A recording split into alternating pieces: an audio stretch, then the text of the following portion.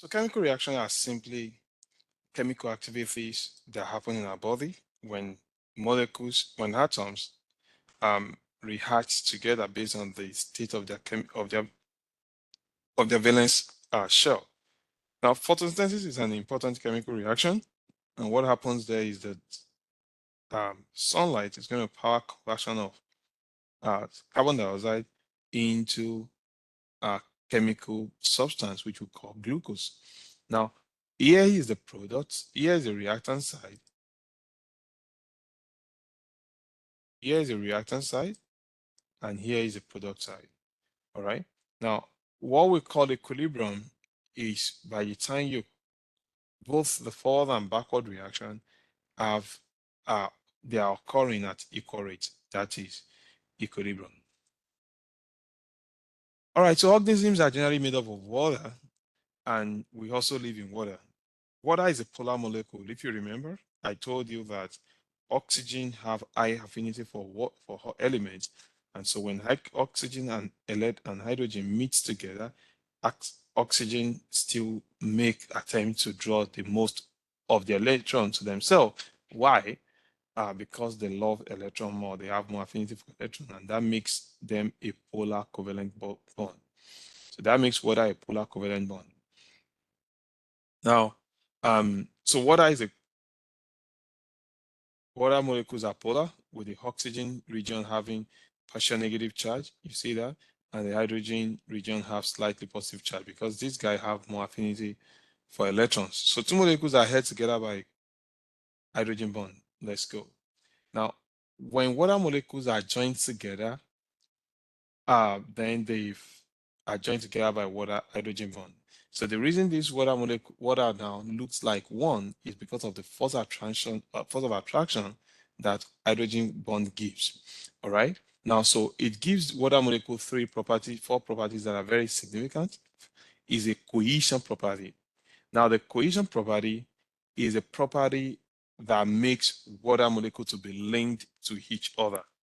Now, is that property that makes water molecule to look like they are glued to each other? That is the cohesion property.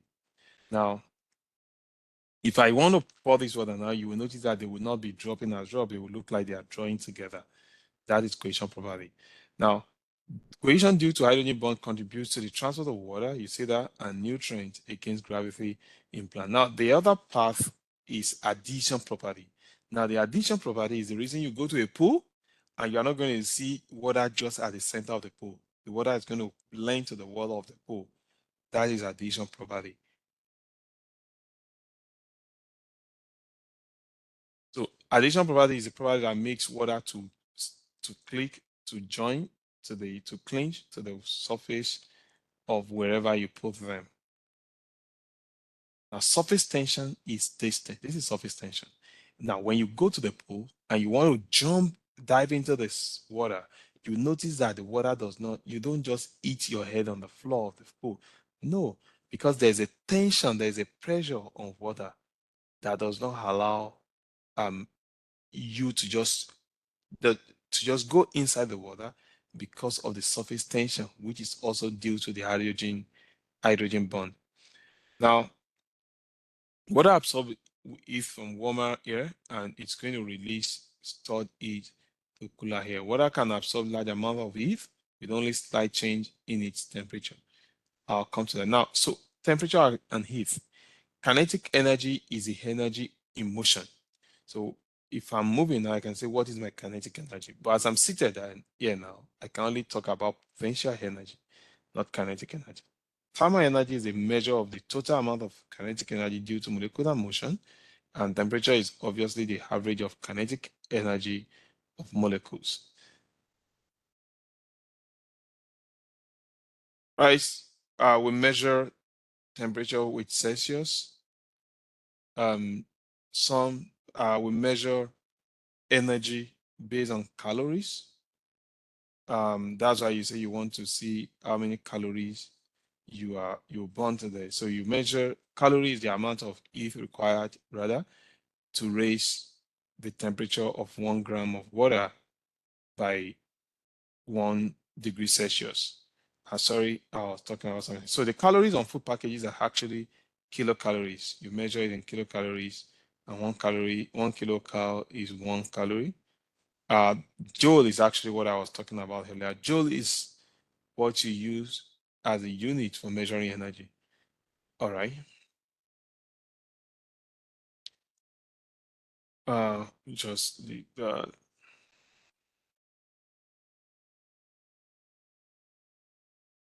all right. Here's where I'm going. So solution is a solution. Now, if I decide to put some sugar in this in this water now, and mix the water together, I have produced sugar solution, and the sugar solution is going to be water and the sugar. So the water is a solvent, and the sugar is a solid. So the solute is the substance that you are diluting. So it could be liquid that needs to be diluted. It could be solid, the solvent, but the solvent cannot be solid. The solvent can only be liquid. So solid can be solid can be liquid, but solvent has to be liquid because that is what is solving something. All right. Now, water is a versatile solvent due to its polarity, which allow it to form hydrogen bond easily.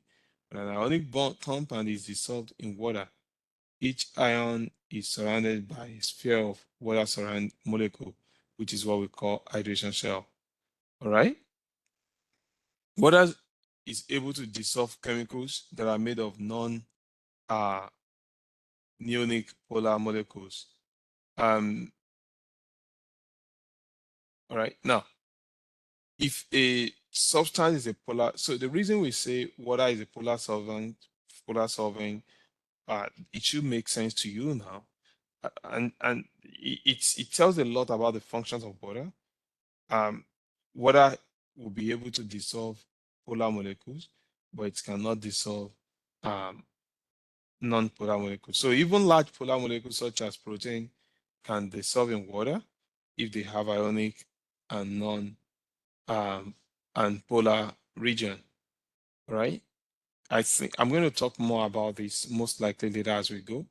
Now, when you say that a structure is amphipathic, when you say a structure is amphipathic, it means that that structure, I'm going to write it.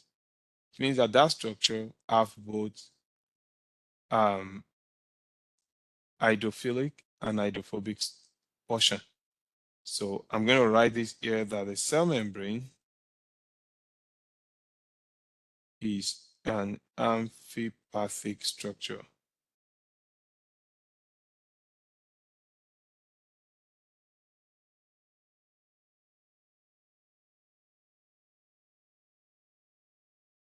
All right. And the reason we say that it's an amphipathic structure is because it has both hydrophilic and hydrophobic. Phobic means fear, hydro means water. So water fearing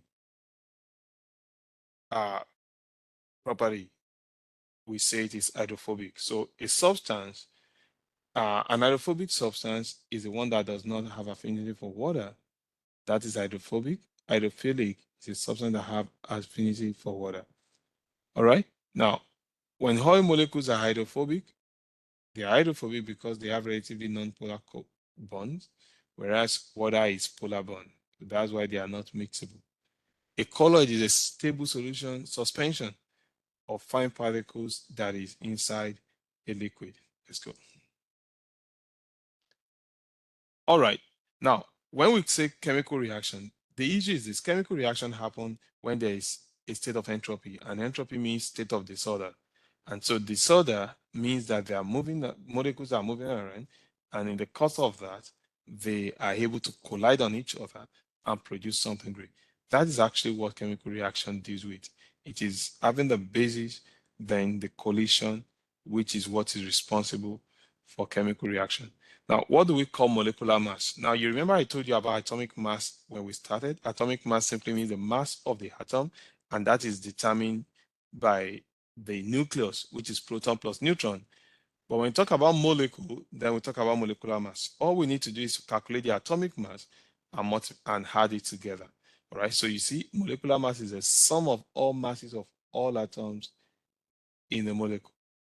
All right, now there's something we call Avogadro constant.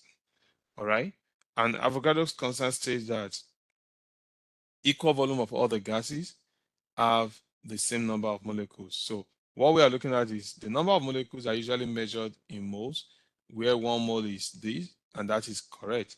Avogadro's number and the unit Dalton were defined as 6.02 times 10 raised to the power 23 Dalton.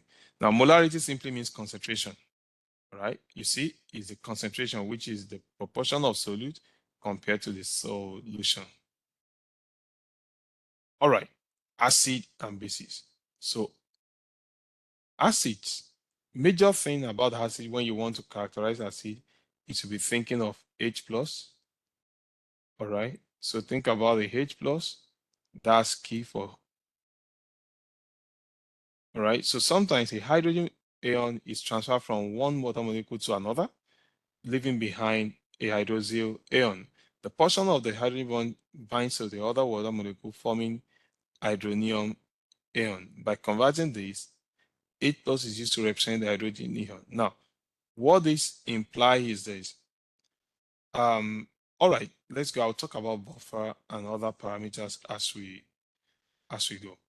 All right, so though the water dissociation is rare, it is important for chemistry in the chemistry of life. Hydrogen ions and hydroxy ions are quite reactive. And so when you have an acid and base, the drop between the balance between hydrogen ion and hydroxy ion. So acid increases in terms of hydrogen ion and base increases in terms of OH minus. So if you have more hydrogen ion, more acidity, less OH minus, less acid basicity. An acid is any substance that is able to increase H plus. You see that? Whereas a base is a substance that is able to reduce H plus in a system. So a strong acid like hydrogen chloride, for instance, is going to dissociate completely into hydrogen plus H plus Cl minus. Sodium hydroxide, we had a strong base indirectly by dissociating completely to form hydroxide ion. This combined with hydrogen ion to form water. Now, so you see this? This is sodium hydroxide, sodium ion forming hydrogen ion. So this is displacing this or breaking down this leads to this.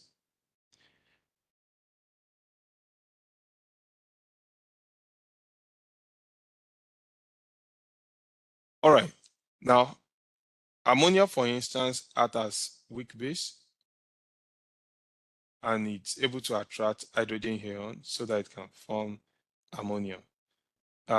This is actually like a reverse reaction because it can go this way and it can go this way. All right. Now, this is what we call buffer, and I will explain it clearly. Now, this is it. A buffer is any substance that is able to maintain or restrict change in pH. That is what we call buffer. All right. And so I reference that because this guy is a good buffer in our system. So pH scale. pH scale is from 0 to 14, and its base is built on period in logarithm table.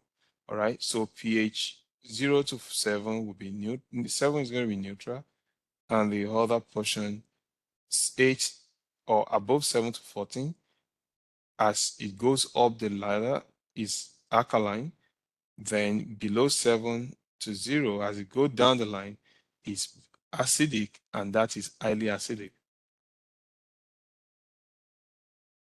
All right, we've talked about this. You can look at each of these things to see what the value looks like. All right, now, so I told you earlier that buffer is anything that is able to resist changes in pH. So there's tendency that pH will change, and obviously pH, you can't allow pH to change anyhow, because if pH begins to change, it's going to mess up with the body. Right, the body already have we already said anatomy determines physiology. proteins are functional at this temperature. So if temperature begins to go high, it's going to be a threat to survival. Or if anything like pH, for instance, keeps going high, it's going to affect the protein, and the proteins will not be functional as well. So the internal pH of living organism must be maintained and it must be kept intact. Our body pH is actually between, the blood pH is actually between 7.35 and 7.5. All right, so buffer is anything that helps to resist changes in the pH. All right, so here is a buffer. You can see how it will not, so whenever there is, in quotes, high pH, let's say the pH value increased from 10 to 14, which means that there is now more hydroxyl group in the cytoplasm. Now, what's going to happen? Hydrogen ion is going to be released to capture the hydroxyl group and it's going to form this guy, which is non-toxic for the body.